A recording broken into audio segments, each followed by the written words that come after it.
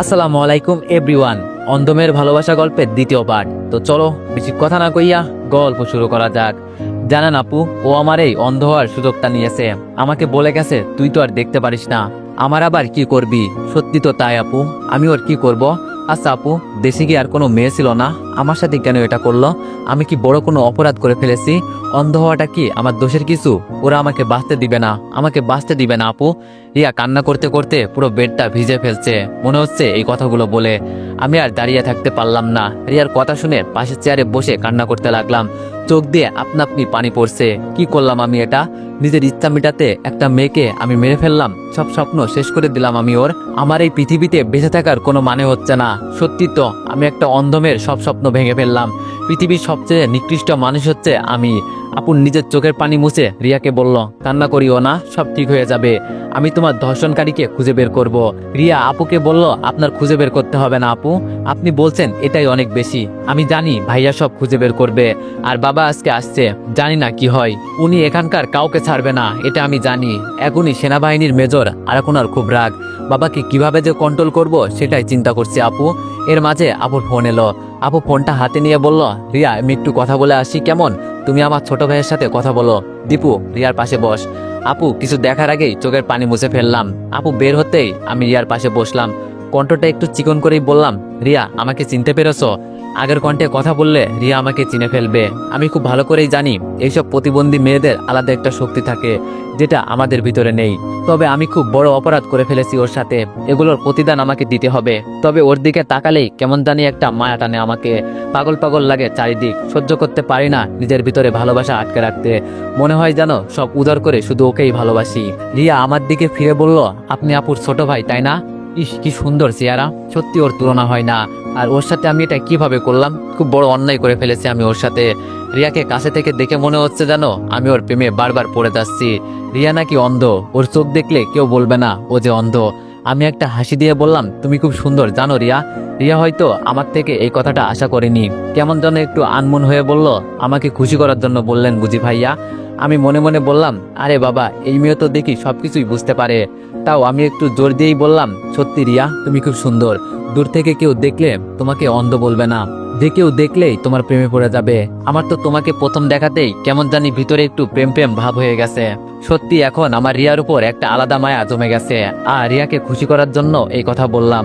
রিয়া উঠে বসে বলল, ভাইয়া তো দেখি খুব ভালোই মজা করতে পারেন। আমি বললাম, তোমার মনে হয় কি আমি মজা করছি? রিয়া আবার মুচকে এসে বলল, আপনি খুব মজার মানুষ, আপনার সাথে কথা বলে খুব ভালো লাগলো, মনটা একটু হালকা হয়েছে। তবে আফসোস আপনাকে দেখতে পারছি না। আমি হাসি দিয়ে বললাম, মনে মনে আমাকে অনুভব করতে তো পারছো? রিয়া বলল, তাই করার চেষ্টা করছি। আচ্ছা ভাইয়া আপনার নামটা কি? আমি মজা করে বললাম, ভাইয়া বলিও না, কলিজায় আঘাত লাগে। রিয়া এবার হাসি দিয়ে বলল, জান ভাইয়া আপনিও না। আমি বললাম, যাক তোমাকে তো খুশি করতে পারলাম। আর আমি চাই না তোমার মনটা খারাপ থাকুক। আর আমার নাম হচ্ছে মোহাম্মদ দীপু হোসেন, তুমি চাইলে দীপু বলতে পারো। রিয়া বলল, না সে কিভাবে বলি, আপনি আমার বড় ভাইয়ের মতো। আমি বললাম, তোমার মুখে ভাইয়া শুনতে ভালো লাগছে না। রিয়া বলল, আমি একটা অন্ধ মেয়ে জানেন। আমি এবার রেগে বললাম, অন্ধ হয়েছেন তো কি হয়েছে, তাই বলে তুমি মানুষ না? অপরাধ করছি তো আর কিছু বললাম না, চুপ করে বসে আছি। সত্যিই তো অপরাধ করছি আমি, এর শাস্তি তো আমাকে পেতেই হবে। একটা নিরীহ মেয়ের সাথে কেন এমন হবে? আমি এর বিনিময়ে যা দরকার আমি সব করব রিয়ার জন্য। আমি চাই না ওকে আর কষ্ট দিতে। যতই দেখি যেন ওকে মন ভরে না, শুধু দেখার ইচ্ছা করে। জানি না এটা প্রেম নাকি। এর মাঝে রিয়া বলে উঠল, ভাইয়া আছেন নাকি চলে গেছেন? আমি রিয়ার কথার উত্তর দিয়ে বললাম, আরে না রিয়া আসি, তোমাকে একা রেখে কই যাব? রিয়া বলল, আপনার তো যাওয়ার কত জায়গা আছে। আমি বললাম, আরে তুমিও না যে কি বলো আপুর মতো।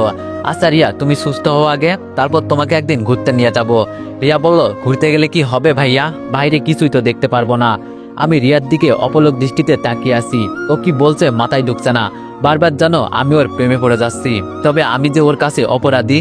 যদি রিয়া কখনো এই কথা জানতে পারে, কখনো হয়তো আমার সাথে কথা বলবে না। মাফ করবে তো দূরের কথা, দূর থেকে দেখেই আমাকে ঘৃণা করবে। এর মাঝেই হঠাৎ করে রিয়ার ভাই রুমে ঢুকলো। তার মানে এই আপদ এখনো বিদায় হয় নাই। যেখানে বাঘের ভয় সেখানে নাকি সন্ধ্যা হয়। আমারও এখন তাই মনে হচ্ছে। আমি বসা থেকে দাঁড়িয়ে গেলাম। রিয়া আবার আমাকে খুঁজতে খুঁজতে বলল, কি ব্যাপার ভাইয়া, আপনি একটু পরপর কোথায় চলে যান, কথা বলেন না কেন? আমি চুপ করে দাঁড়িয়ে আছি। রিয়ার ভাই আমার দিকে বড় বড় চোখে তাকিয়ে আছে, এমনকি আমার চারিদিকে গোল গোল করে ঘুরছে আর আমাকে দেখছে। আমার আজকে মনে হয় না যে বাঁচার মতো কোনো পথ খোলা আছে। একবার শুধু ওর হাত থেকে বেঁচে যাই।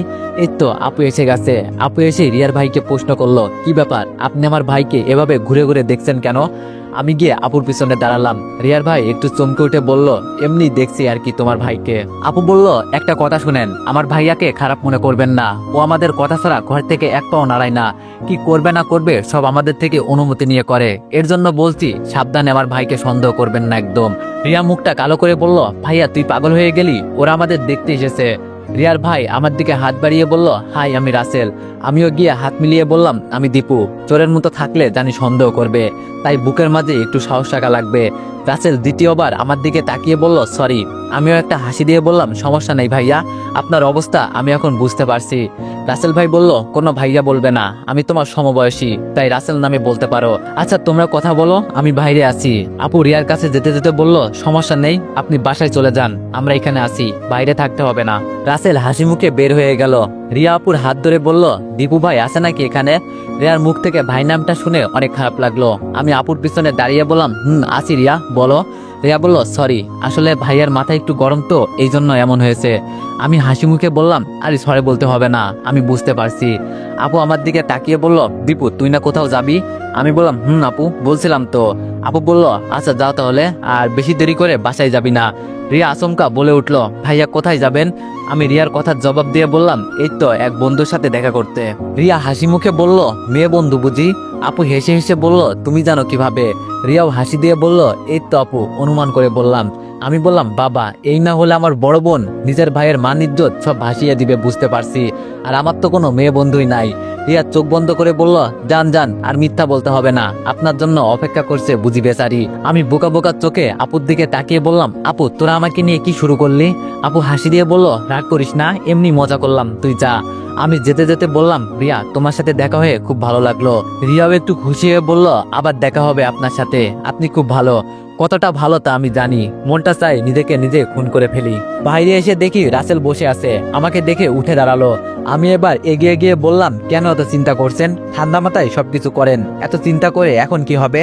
রাসেল মুখটা কালো করে বলল, একটা মাত্রই বোন আমার, আর ওর সাথে যেসব করছে না, ওর 12টা আমি না বাজিয়ে ছাড়বো না। আর ওই সময়ের জন্য সরি।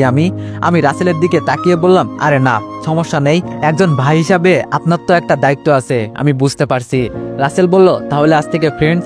আমি অবাক হয়ে বললাম, এটা সম্ভব না, আপনি কই আর আমি কই? একে বন্ধু বানালে সব শেষ হয়ে যাবে, আমি যে ধরা পড়ে যাব, কোনোভাবেই ওর হাত থেকে বাঁচতে পারবো না পরে। রাসেল আমার দিকে তাকিয়ে বলল, আমরা সবাই তো মানুষ। আমি মাথাটা নিচু করে বললাম, আমরা সবাই মানুষ, তবে মানুষের ভিতরে কিছু অমানুষও আছে। আস্তে করে বললাম, যেমন আমি। রাসেল আমার কথার উত্তর দিয়ে বললাম, তুমি ঠিকই বলেছ, তবে এইসব অমানুষদের ঠিক করতে হবে। আচ্ছা তুমি এখন কোথায় যাও? আমি বললাম, এই তো একটু বাইরে যাব, আপু ভিতরে আছে। রাসেল বসে বলল, আচ্ছা যাও, তোমার সাথে দেখা হয়ে খুব ভালো লাগলো। আমি হাঁটতে হাঁটতে বললাম, এখানে বেশি সময় থাকবেন না, বাসায় চলে যান, আর আপু তো আছেই, যদি কোনো সাহায্য লাগে আমাকে বলবেন। রাসেল পিছন ফিরে বলল, ধন্যবাদ তোমাকে। আমি আর কোনো কথা বললাম না, একটা রিক্সা নিয়ে খালি মাঠে চলে এলাম। মাঠের মাঝখানে বসে বসে চিন্তা করছি, জীবনের সবচেয়ে বড় ভুল করে ফেলেছি। আচ্ছা আমার কি সবকিছু বলে দেওয়া উচিত? হয়তো, তবে এছাড়া আমার কাছে কোনো পথ নেই। সবাইকে বললে হয়তো আমি আর এই পৃথিবীতে থাকতে পারবো না। রিয়ার ভাই নইলে ওর বাবা আমাকে মেরে ফেলবে, নইলে আমাকে এখান থেকে পালাতে হবে। আমি তো অপরাধ করছি রিয়ার সাথে, ওর কাছে যদি মাপ চেয়ে নিই তাহলে কি আমাকে মাপ করবে রিয়া? হয়তো কোনো জীবনও না। জানি একদিন না একদিন সবাই আমাকে চিনে ফেলবে যে আমি রিয়াকে ধর্ষণ করেছি। সেই দিনের মতো খারাপ অবস্থা হয়তো আমার থেকে কারো হবে না। সিদ্ধান্ত নিয়েছি, আমি রিয়াকে সবকিছু বলে দিব, তবে ওকে এমন অবস্থায় রেখে কথা বলবো যাতে ও কিছুই বলতে পারবে না। রিয়া তো আমার জন্য কষ্টে আছে, আগে আমি ওকে সুখের স্বপ্ন দেখাবো, যদি পারি সেটা বাস্তব করব। নইলে ওকে এমন সারপ্রাইজ দিব, ও নিজেও এত খুশি হবে বলার বাইরে। আকাশের দিকে তাকিয়ে আছি, কি সুন্দর আকাশটা, না আছে কোনো চিন্তা, না আছে কোনো টেনশন। আকাশের মতোই যদি হতে পারতাম তাহলে কিছুই চিন্তা থাকতো না। রিয়ার মুখটা দেখার পরে মনে হয় আমি সবকিছু ভুলে যাই, বারবার যেন ওর মুখটা সামনে ভেসে ওঠে। আচ্ছা রিয়া যদি আমার বউ হয় তাহলে তো আমার জন্যই ভালো হয়। অপরাধ করছি আমি, এর মাসুল তো আমাকে দিতেই হবে। তবে রিয়া যদি এইসব জানে আমাকে হয়তো কখনোই বিয়ে করবে না। আমি রিয়ার প্রেমে পড়েছি, তবে সেটা ওকে বলা যাবে না। হঠাৎ ফোনের রিংটোনে ঘোর কাটলো, তাকিয়ে দেখি আমার গার্লফ্রেন্ড তানিয়া কল করেছে। রিসিভ করে বললাম, জান বলো। তানিয়া বলল, তুমি এখন কই গো? আমি একটু আনমনে বললাম, এই তো ফাঁকা মাঠে বসে আছি। তানিয়া বলল, আমাকে বলতা, আমি চলে আসতাম।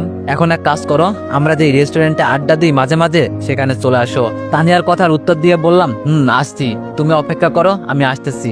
ফোনটা রেখে মানি ব্যাগটা চেক করলাম, 1000 টাকার 5টা নোট পড়ে আছে। সব আজকে শেষ হয়ে যাবে বুঝতে পারছি। 1 বছর রিলেশন আমাদের, তবে এতটা ফিলিংস নাই ওর প্রতি আমার। কেমন জানি লাগে আমার কাছে এইসব। তবে ওর মুখের দিকে তাকিয়ে এই রিলেশনে আসি। আমি চলে গেলে তানিয়া অসহায় হয়ে যাবে। আমি জানি ওর পরিবার এতটা ধনী না। হেঁটে হেঁটে রেস্টুরেন্টে চলে গেলাম। ভিতরে গিয়ে দেখি তানিয়া ওর বেস্ট ফ্রেন্ডের সাথে বসে আছে।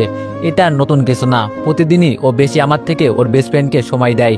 তাতেও আমি কিছু বলি না। তবে ইদানিং ওর উপর আমার একটু সন্দেহ লাগে। কেমন কেমন জানি মাঝে মাঝে আমার সাথে অদ্ভুত আচরণ করে। আমি যেতেই ওর বেস্ট ফ্রেন্ড দাঁড়িয়ে তানিয়াকে বিদায় করে চলে যাচ্ছে। শালা রেস্টুরেন্টে এসে আমার উপর খেয়ে গেল। তানিয়া তো এক ফকির, কিছু খাওয়াতে পারে না। এক তো আমার উপর খায়, আবার ওর বেস্ট ফ্রেন্ডকেও। মনটা চায় মাঝে মাঝে। আমি গিয়ে তানিয়ার পাশে বসতেই ও একটা হাত দিয়ে আমাকে জড়িয়ে ধরলো। আমি একটা হাসি দিয়ে বললাম, কি অবস্থা তানিয়া, তোমার ভালো আছো? তানিয়া একটু ভঙ্গি সুরে নাটক করে বলল, বাবু আমি তোমাকে ছাড়া কিভাবে ভালো থাকি বলো? তুমি আমাকে তো আজকে একবারও কল দিলে না, এজন্য আমি তোমার উপর রাগ করছি। মেয়েদের এসব অঙ্গি ভঙ্গি দেখলে শরীরটা জ্বলে যায়। এসব নাটক না করলে আমার মনে হয় ওরা থাকতে পারবে না। তাও একটু হাসি নিয়ে বললাম, বাবু আজকাল একটু বেশি বিজি থাকি। হঠাৎ তানিয়া ঠোঁটের উপর নজর পড়ল। কেমন জানি লিপস্টিক এলোমেলো হয়ে ঠোঁটে লেগে আছে। তানিয়া আমার ঘোর কাটিয়ে বলল, কি দেখছো বাবু এমন করে আমার দিকে তাকিয়ে? আমি তানিয়াকে কিছু বুঝতে না দিয়ে বললাম, এই তো বাবু দেখছি তুমি কতটা সুন্দর। তানিয়া বলল, তাই নাকি? আচ্ছা চলো না আমরা খুব তাড়াতাড়ি বিয়ে করে নিই, আমার তো আর সহ্য হচ্ছে না। কি ব্যাপার আজকে হঠাৎ করে ও বিয়ের কথা বলতে কেন? মাথায় তো কিছুই ঢুকছে না। আমি একটু অবাক হয়ে বললাম, হঠাৎ বিয়ের কথা বলছো কেন তানিয়া? তানিয়া আমার একটা হাত জড়িয়ে বলল, কতদিন আর একা একা থাকবো বলো? তোমাকে ছাড়া আর ভালো লাগে না, তাই বলছি চলো না আমরা বিয়ে করে নিই। আমি তানিয়ার হাত ছাড়িয়ে বললাম, বিয়ে অনেক দেরি আছে। তুমি তো জানো আমার বড় ভাইয়ের বিয়ে সামনের সপ্তাহে। এরপর আমার বড় বোন আছে। সব ঝামেলা মিটিয়ে তারপর আমি বিয়ে করব। এটা বলতেই তানিয়া মুখটা কালো করে বলল, তাহলে তো অনেক পর। এতদিন আমি সহ্য করতে পারবো না, বুঝলে বাবু? আমি তানিয়ার চোখের দিকে তাকিয়ে বললাম, যদি আমাকে ভালোবাসো তাহলে তো মানতেই হবে না বেবি। তানিয়া মন খারাপ করে বলল, আমি বললাম, মন খারাপ করলে নাকি তানিয়া? দেখো আমি এত তাড়াহুড়ো করে বিয়ে করতে পারবো না। তানিয়া দাঁড়িয়ে বলল, আচ্ছা তাহলে আমি আজকে আসি কেমন? এই মুহূর্তে ওয়েটার এসে বলল, ম্যাম বিলটা। তানিয়া আমাকে দেখিয়ে বলল, তোমার ছাড় দিয়ে দিবে। কি মেয়ে রে বাবা, লজ্জা শরম কিছুই নাই, আমাকে দেখিয়ে দিল। তুই খাবি খা, সাথে আরেকটা ক্যান নিয়ে আসিস। তানিয়া হাতে ইশারা করে বলল, আসি বাবু, কালকে দেখা হবে। তানিয়া চলে যেতেই আমি ওয়েটারকে ডেকে বললাম, এখানে আসো। ওয়েটার আমার কাছে এসে বলল, স্যার বলেন। আমি বললাম, তুমি তো জানো আমি এখানে মাঝে মাঝে আসি। ওয়েটার বলল, ভাইয়া। আমি ওর হাত থেকে বিলের কাগজটা নিয়ে বললাম, তোমার ম্যাম কি ওই ছেলের সাথে কিছু করার চেষ্টা করে? ছেলেটা জবাবে বলল, সরি স্যার, এসব বলতে মানা আছে, ম্যাম না করেছে। আমি ছেলেটার হাতে 500 টাকা দিয়ে বললাম, এখন বলো। ছেলেটা হাসি মুখে বলল, ওরা তো প্রতিদিনে আপনি চলে যাওয়ার পরেও আসে, আর একে অপরকে ওই যে কি যেন বলে, ও হ্যাঁ মনে পড়েছে, লিপকিস। ওরা একে অপরকে লিপকিসও করে। এটা শুনে আমার মাথা গরম হয়ে গেল। বেস্ট ফ্রেন্ড বানিয়ে আমাকে লুকিয়ে এইসব করে। ওয়েটারের বিলটা দিয়ে বসে আছি। আমার টাকা খেয়ে, আমার সবকিছু খেয়ে বেঁচে আছে, আর আমার সাথেই ধোকা। দেখ আমি কি করি।